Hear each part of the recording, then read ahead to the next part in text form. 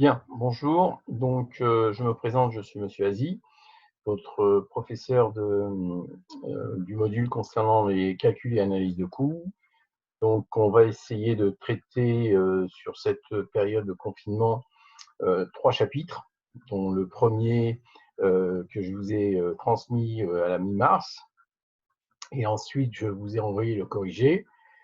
Donc, je me permets de vous faire ici une vidéo pour vous donner quelques commentaires, quelques explications, quelques approfondissements par rapport à ce polycopier, cette première partie. Alors, elle va s'articuler autour de deux sous-parties. Une première, donc ça va concerner toutes les notions à retenir, et une deuxième sous-partie qui est une sous-partie assez importante puisqu'il s'agit de mise en pratique. Et là, je ferai le commentaire des deux exercices que je vous ai donné à faire.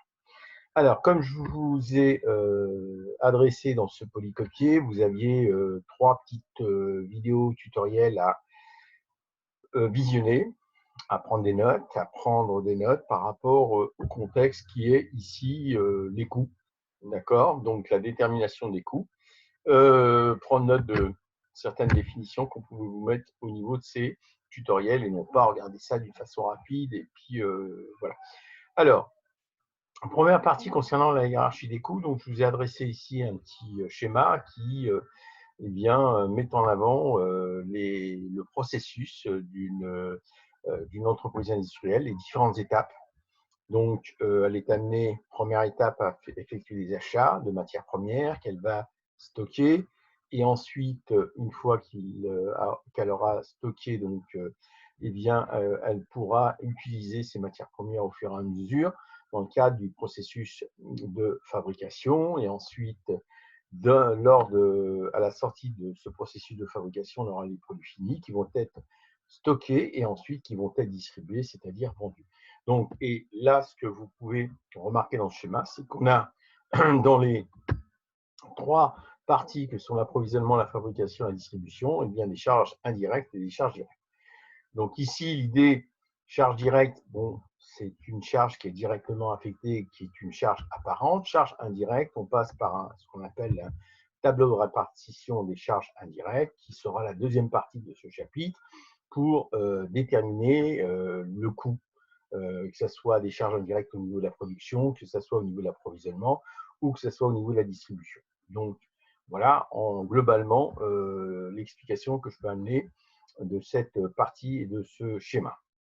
Ensuite, donc, ce que vous aviez ici à compléter, c'était les notions manquantes, donc ici le prix d'achat, les autres charges directement, répartition directe et indirecte. Direct et indirect pour les coûts de production, coût de revient, coût hors production direct et indirect, et je vais revenir au fur et à mesure, bien évidemment, par rapport à ces notions. Donc, le prix d'achat, on y ajoute les autres charges et on détermine le coût d'achat. Donc ici, on a deux méthodes de calcul du coût d'achat, soit par le prix d'achat plus les autres charges directes, soit alors, autre méthode, on va coût d'achat égal aux charges directes et aux charges indirectes. Donc directement affecté à la matière première, aux marchandises ou autres approvisionnements, et indirect, eh bien, on passe par un tableau de répartition de ces charges qu'on va déterminer ainsi les coûts et après pouvoir les affecter à ce coût. Donc voilà, globalement ici, ce qui est à retenir concernant la détermination du coût d'achat. Prix d'achat plus les autres charges ou charges directes plus les charges indirectes.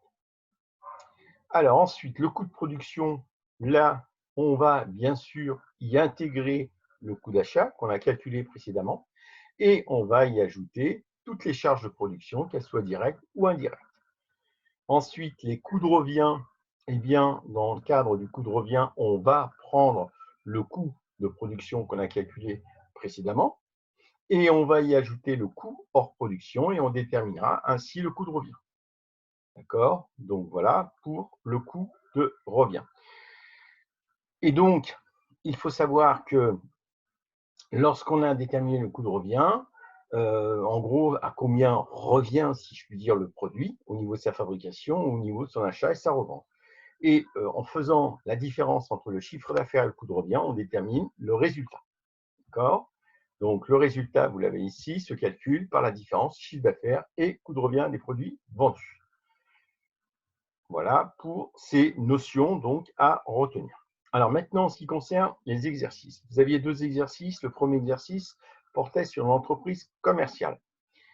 Le deuxième exercice portait sur une entreprise industrielle. Alors, en ce qui concerne l'entreprise commerciale, il faut avoir l'idée, je dirais, son activité, en quoi elle consiste. Très simple, achat de marchandises, stockage de ces marchandises et ensuite revente de ces marchandises. Donc, ici, cette entreprise, c'est Photix. Elle achète et revend des appareils photo. Elle a deux gammes, deux types de produits, appareil compact et appareil réflexe. Et elle souhaiterait connaître les coûts de revient des marchandises vendues. Et vous voyez bien que je mets ici en gras vendu, le coût de marchandises, le coût de revient des marchandises vendues et les résultats sur vente. D'accord? Donc pour cela, eh bien, il y a eu un certain nombre d'étapes, dont les achats qui ont donc intégré le prix d'achat plus les frais d'achat. Donc, les frais d'achat ici, ce sont les heures de main-d'œuvre directes, vous voyez, et vous avez aussi les charges indirectes qui sont réparties proportionnellement ici aux quantités achetées. Bon, c'est par rapport, c'est le choix du gestionnaire ici, donc il considère qu'il est plus judicieux ici de répartir ces charges indirectes d'une façon proportionnelle aux quantités achetées. On verra qu'ensuite, il y a d'autres proportions possibles. Donc, achat, pour déterminer ainsi le coût d'achat, les ventes pour déterminer le chiffre d'affaires, d'accord? Et vous avez aussi, au niveau de ces ventes, un certain nombre je dirais, de coûts, plus précisément de frais. Ici, vous avez 80 heures de main-d'œuvre directe à 30 € de l'heure, et dont 30 pour les appareils réflexes. Ces ventes, elles ont entraîné aussi des charges indirectes qui sont réparties proportionnellement aux heures de main-d'œuvre directe. Donc, il va falloir prendre les heures de main-d'œuvre directe qu'on a au-dessus, heures main-d'œuvre directe, on a 30 heures et 20 heures, et donc là, on va les répartir proportionnellement. Donc, on fait 30 plus 20, ça nous fait 50 heures. Donc, pour le produit A, ça sera donc 30 sur 50. Pour le produit B, ça sera donc 20 sur 50. Donc, voilà. Donc, je vous ai remis un petit tableau dans lequel donc, vous étiez amené à faire d'abord une préparation avant d'arriver à ce tableau qui est ici. La finalité, c'est ce tableau-là. Ce sont tous ces tableaux-là. Mais avant d'arriver à ces tableaux, il faut faire tous ces préparatifs. D'accord? Donc, il fallait calculer tout d'abord l'achat, les achats, le prix d'achat des compacts, des réflexes. Donc, on nous les communique à l'unité, ici, au niveau des compacts, et au niveau des réflexes, on nous communique globalement. Ensuite, il fallait prendre la main-d'œuvre directe pour les compacts, la main-d'œuvre directe pour les réflexes, et les charges indirectes pour compacts, et les charges indirectes pour réflexes. Et ensuite, on obtenait globalement pour les compacts le total, c'est-à-dire le coût d'achat global.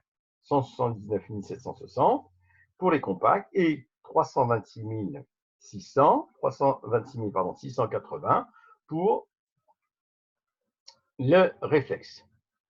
Donc voilà. Donc je surligne en même temps pour que vous compreniez. Voilà. Donc on a tout simplement additionné ces différents montants qu'on avait calculés précédemment à partir de l'énoncé.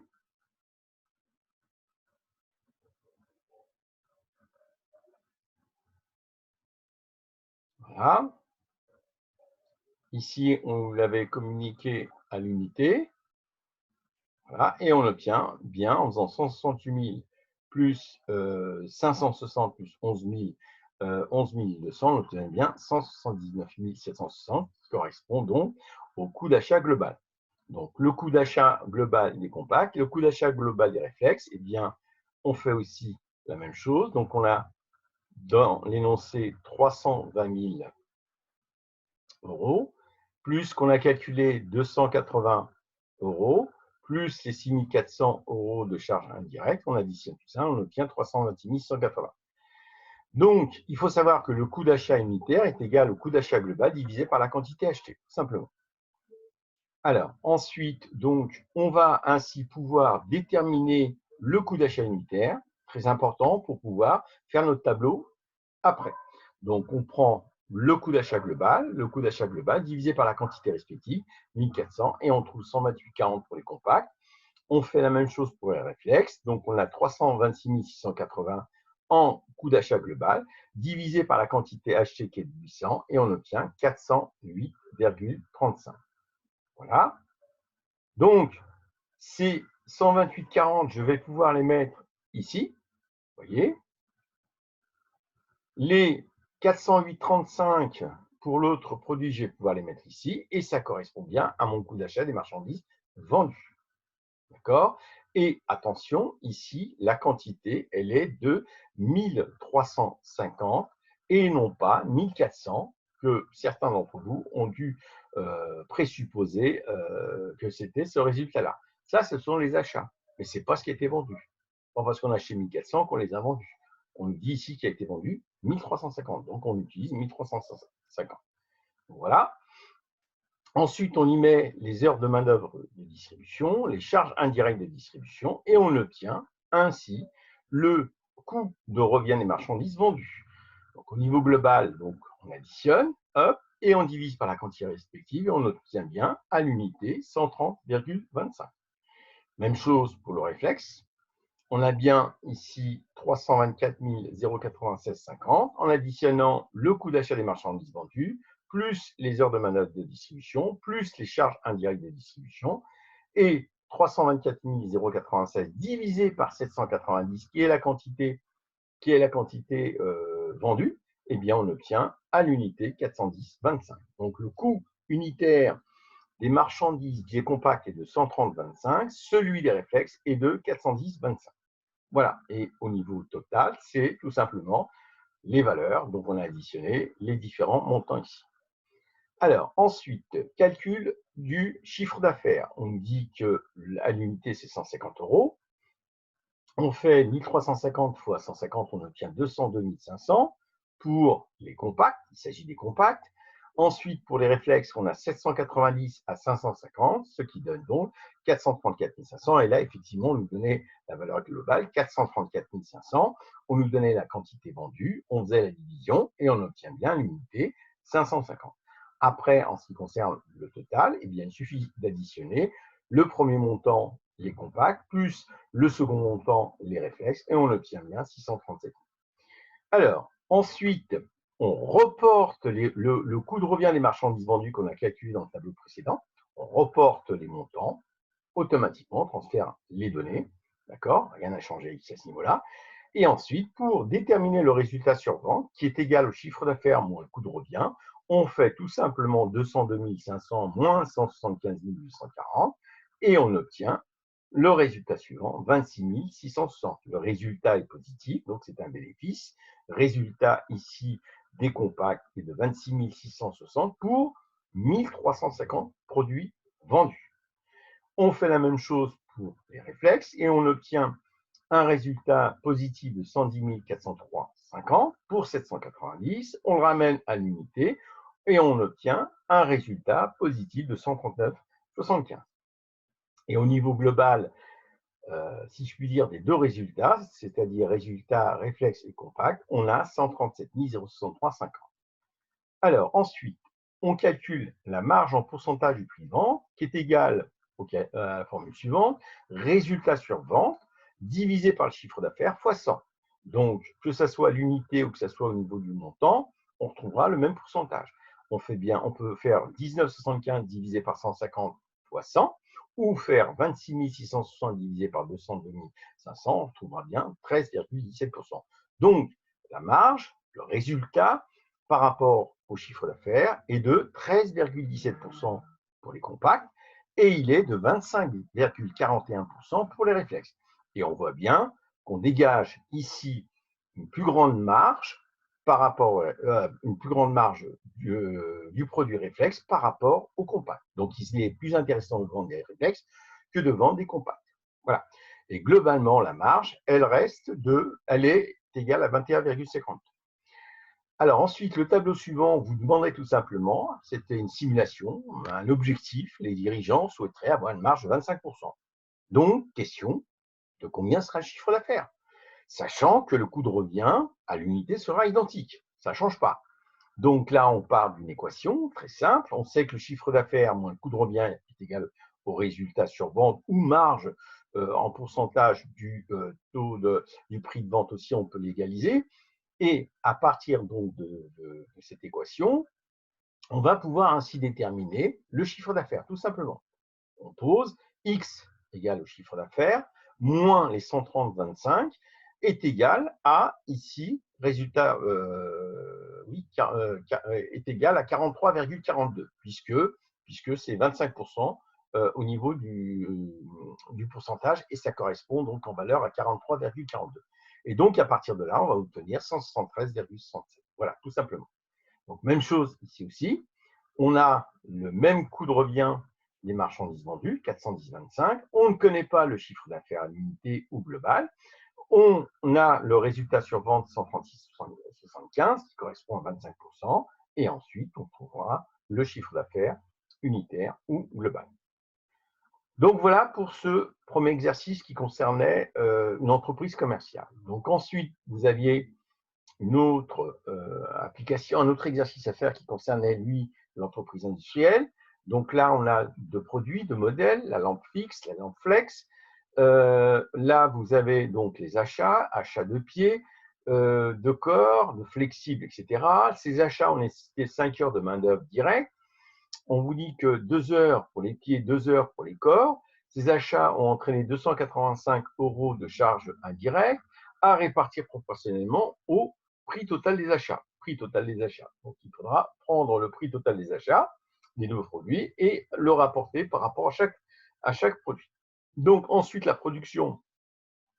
Vous aviez 500 lampes fixes, 300 lampes flexibles et la lampe est fabriquée en assemblant. Donc là, c'est le processus de production, un pied, un corps de lampe et pour les lampes flexibles, inflexibles.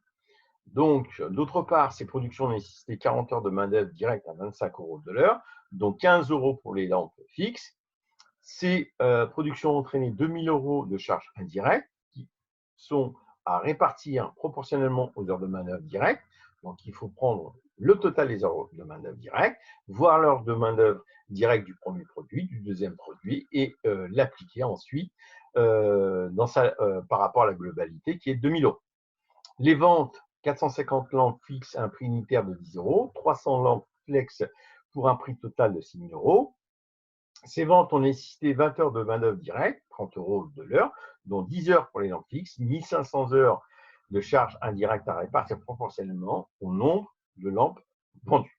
Alors, même question que, je dirais, l'exercice précédent, sauf que là, c'est une entreprise industrielle, coût d'achat des matières achetées, coût de production, là, c'est un élément qui est différent du premier exercice, coût de production des lampes fabriquées, coût de revient des lampes vendues. Donc, on a en similitude l'achat, coût d'achat et coût de revient. Il y a juste le coût de production qui est ajouté ici.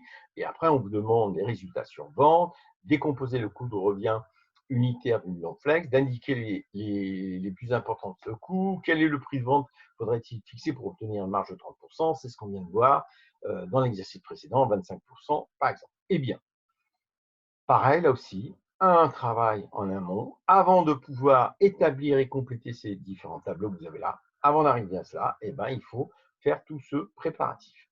Et donc, premier point, les achats, des pieds, la main-d'œuvre, les charges indirectes, et on obtient le total pour les pieds. Donc là, on obtient le coût d'achat global. Le coût d'achat global des pieds est égal aux achats, plus à la main-d'œuvre, plus aux charges indirectes. Donc 940, lampe 1820, flexible 525, et le total, donc on obtient 3285. Ensuite, eh bien, on va calculer dans un autre tableau le coût à l'unité, parce qu'on va en avoir besoin pour les tableaux suivants. Donc, on obtient 1,175 pour les pieds. Qu'est-ce qu'on a fait? On a pris tout simplement les achats, la main-d'œuvre et les charges indirectes, c'est-à-dire 800 plus 60 plus 80 pour les pieds, ce qui donne donc les 940 qu'on retrouve ici, divisé par la quantité achetée, 800, et on trouve 1,175 à l'unité. Les lampes, 2,275 à l'unité. Et les flexibles, 1,75 à l'unité. D'accord? Donc, je vais en avoir besoin pour après. Alors, ensuite, les heures de manœuvre directe et indirecte assemblage, les différents calculs, donc vous les avez là, hein, je vous les ai mis là. Ensuite, il faut y ajouter les charges indirectes de distribution. On vous les donne proportionnellement, d'accord? Donc, il y a une proportion 450 sur 750, 300 sur 750 fois 1500, et on obtient 900 € ici pour les lampes fixes et 600 € pour les flex. Donc, vous reprenez ce qu'on vous avait donné ici dans l'énoncé concernant la proportionnalité. Voilà. Voilà. Une fois que j'ai terminé de compléter ces tableaux, eh bien, je vais pouvoir finaliser mon travail dans les tableaux synthétiques que j'ai ici. Donc, coût de production des produits finis. Coût de production des produits finis. Donc, la quantité qui a été produite, elle est de 450. 450, j'ai un global de 2565 pour les lampes fixes. Pour les lampes flex, j'ai 300 pour un global de 3000, un montant de 3435. Et j'additionne les deux, j'ai donc 6000 pour les deux. Les heures de manœuvre de distribution, je reprends ce que j'avais calculé précédemment, j'ai 300 ici pour les lampes fixes, j'ai 300 € aussi pour les lampes flex, ce qui fait donc un global de 600. Pour les charges indirectes de distribution, j'ai 900, ce que j'ai calculé précédemment, pour les lampes fixes, et 600. Je n'ai fait que reporter les montants que j'avais calculés précédemment, que j'avais ici détaillés. Tout a été détaillé ici. D'accord? Donc, j'arrive à un coût de revient des produits vendus de 3765 pour les lampes fixes, à l'unité 8,37 puisqu'il s'agit de 450 produits. Ici, 4335 pour une quantité 300 à l'unité 14,45 et un global de 8100. Donc, ensuite, tableau suivant, il s'agit du calcul du résultat sur vente. Je mets en première ligne le chiffre d'affaires, je calcule le chiffre d'affaires, ensuite je reporte le coût de revient des produits vendus que j'avais calculé précédemment, je le reporte ici intégralement et je fais la différence des deux montants et je trouve mon résultat en pourcentage de vente. Résultat ici pour le premier produit lampe fixe 735, il est positif. Résultat ici pour mes lampes flex 1665, il est aussi positif, ce qui fait donc un global au niveau résultat de 2400. Je calcule ensuite ma marge en pourcentage du prix de vente, résultat sur vente, divisé par le chiffre d'affaires fois 100, je trouve 16,33%. Pour les lampes fixes, 27,75% pour les lampes flex. Et ensuite, pour le global, je trouve 22,86%. D'accord? Donc, il suffit tout simplement de prendre le résultat de 1400 divisé par 10 500 fois 100 pour obtenir les 22,86. Et j'arrive à ma dernière question. On me demande ici d'atteindre une marge à 30% et quel serait mon chiffre d'affaires global et mon chiffre d'affaires unitaire. Eh bien, 30%, mon résultat sera sur vente de 3,59. Mon coût de revient des marchandises vendues ne changera pas, 8,37, ce que j'avais calculé ici précédemment. Et donc, je mets en équation tout simplement chiffre d'affaires X moins le coût de revient est égal au résultat sur vente de 30%, 3,59, et je trouverai ici un résultat à l'unité de 11,95 et un global de 5378,57. Voilà donc les explications que j'ai à vous communiquer par rapport à ces deux exercices et par rapport à cette première partie de ce chapitre. Donc, les conseils que je peux vous donner, c'est de reprendre cette vidéo, de reprendre le fichier que je vous ai communiqué et de faire un va-et-vient entre ces différents supports pour comprendre, noter noir sur blanc. Et si vous avez des questions, n'hésitez pas à me les envoyer par mail sur mon adresse mail.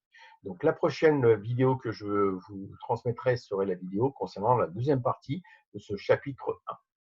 Tiens, voilà, merci pour votre attention. Au revoir.